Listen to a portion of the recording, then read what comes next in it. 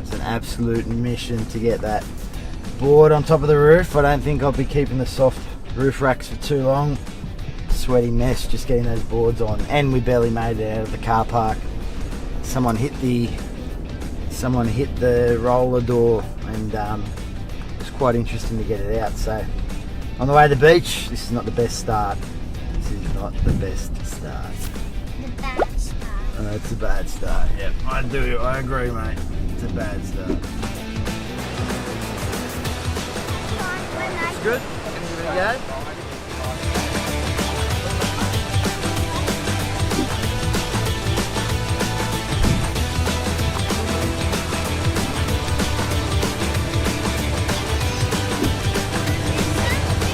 I got a new way to put the wetsuit on that's so much easier from Jamie O'Brien. He's got a surf channel on YouTube. Here we go. Bam! Whoa, that was heaps better, heaps easier to put on, wasn't it? Ready to go.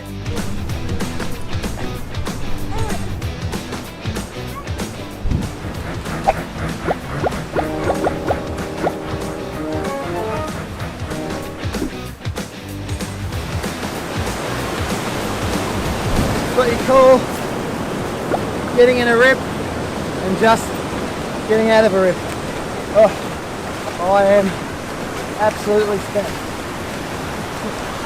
Surfing on the new board done. Wasn't a great deal of surfing that was actually completed, but got caught in a rip for 25 minutes, so I did a solid 25-minute paddle.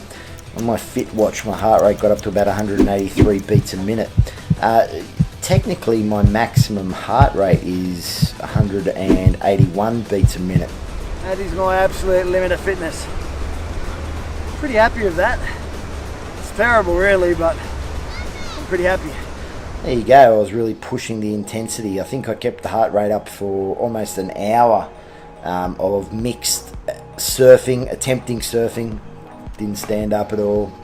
And mucking around on the bodyboard with my son Antonio. Really happy the knee held up, really happy with the fitness. I mean, I have to get this fitness up if I'm ever going to learn how to surf, and I survived. I am really surprised that I survived.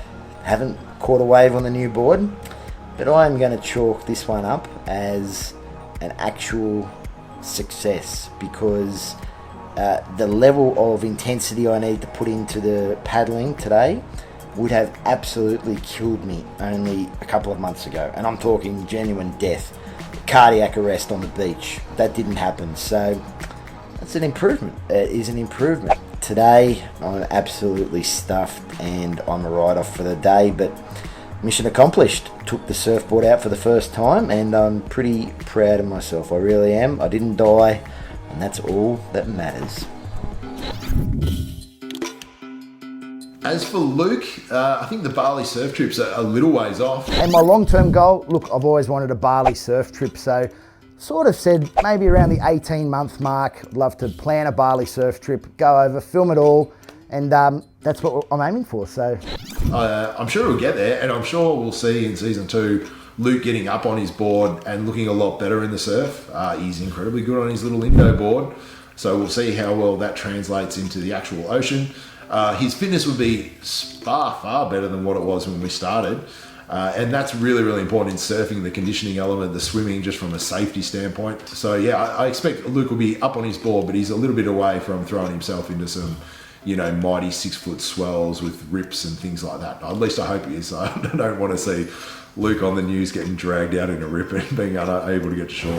Getting in a rip. Although, would make for some great footage if we had a camera on him at the time. Do I think the goals we've set for ourselves will be achieved? We're going to try and do the same thing. So I am learning Brazilian Jiu-jitsu. It's my first ever experience with martial arts or combat sports. In season 2, I doubt I'll be rolling in a white belt tournament. I don't even know if tournaments will be held. BJJ's obviously has no social distancing whatsoever. You're pretty much attached to another human being. I expect I'll be back into training before too long in a proper gym setting with George. So that's going to help me work towards a BJJ tournament. But I think the BJJ tournament itself is a good 6, 9, 9 months away. No more than 12 months away. I do feel like I'm completely starting over. I feel like I've achieved nothing and I'm completely starting over. My original goal was to get into a BJJ tournament within 12 months of starting training. I feel like that date hasn't even started yet. So I would like to still set that as a deadline, no more than 12 months until I get into a BJJ tournament. But it's going to happen. I am going to roll in a white belt tournament. Even if I just get frustrated and we're in season 6 of Midlife Man and it's just been setback after setback, I'm just going to throw myself in a white belt tournament just to say I did it. I might get strangled in every single match. I might bring nothing but shame to my gym. George might completely disown me, kick me out, never allow me back in there. I'm still going to roll in that white belt tournament. The hardest aspect of BJJ would have to be the mobility required.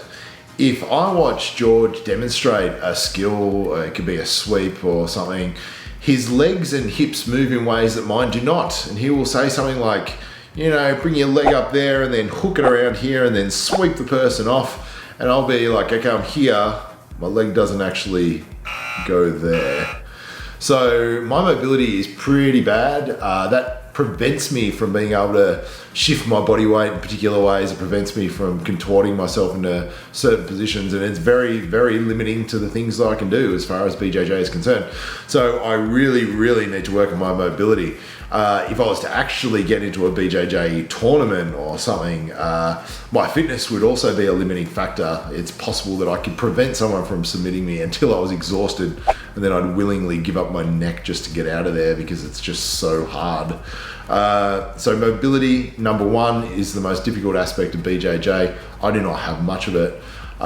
Fitness would be number two, and complete lack of skill also needs a mention there. I have none of that either, apparently. So those would be the biggest obstacles in me pursuing BJJ. All of them can be learnt. I can make my body more mobile. I can make my body fitter, and I can acquire the skills. So these are limiting factors in theory only. If I do the practice to overcome them, they will no longer be limiting factors. Coming up next on Midlife Man. And I'm going to hit the beach tomorrow again on the board. There's a little sort of quiet spot that's on the river mouth right near where we live, and the waves will be a lot more chilled, and it's going to be a lot more appropriate for what I'm trying to do. So back tomorrow. It's late, gyms are closed, and I'm hitting the fire stairs. We are lucky we live in an 11-story apartment block, and I've been hitting the fire stairs at least once a week.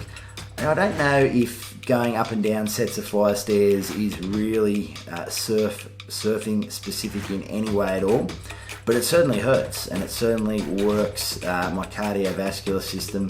Might not be surfing and I might be in a set of fire stairs, but I am working hard, and that's all that matters at the moment. If you see a really high level BJJ practitioner roll, their mind must just be like a computer, because there's 1,000 things that they could possibly do. And they have to select the most appropriate one given their opponent's position and what they're trying to achieve. I have none of that at my disposal, but as I learn each skill, I want to be able to perfect each skill and refine it and continue to be able to call on it in the future for when circumstances arise. So yes, it's going to take up more time than I initially thought.